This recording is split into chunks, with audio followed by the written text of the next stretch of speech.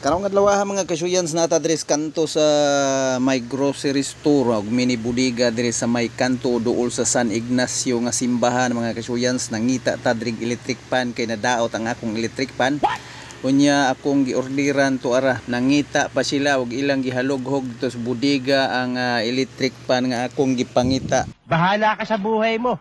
Unya samtang nagpaabot sa ato ang giorder nga ila pang gihalughog, mibalik ko diri sa gawas mga kasyuyan ug akong ihulagway sa inyo ang ilahang mga nagklase-klase ug nagkalain-laing mga baligya nga panginahanglanon gyud ninyo dinha sa inyo nga tagsa-tagsa ka mga panimalay. Wow. Mao ni ang ilahang mga baligya diri mga kasyuyans, more on grocery sila mga kasyuyans. Ang ilahang gipang bitay diri sa ilahang mga tindahan, daghan kayo kag kapilian. So kadtong mga mang-grocery dinha o mamalingki diha ngadto sa layo, ay na lang mo pagsayang sa iyong pamasahe kay dako kayong pamasahe. Dire na lang mo sa Rate Consumers.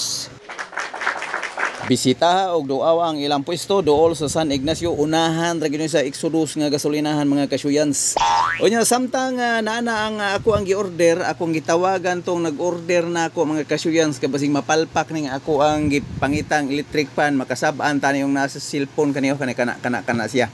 Muna siya nagsugo sa kuha dito niya, ako siyang video call kay basin og makasabaan ta ma-football ta ani. So sa tanto namong istorya mga kasyuyan, nakulangan ang amuang salapi diri nga pampalit atong among electric pan yan ana gihipos na sa banggiitan og maabtikon og mabiabihon nilang tindira mga kasyuyans.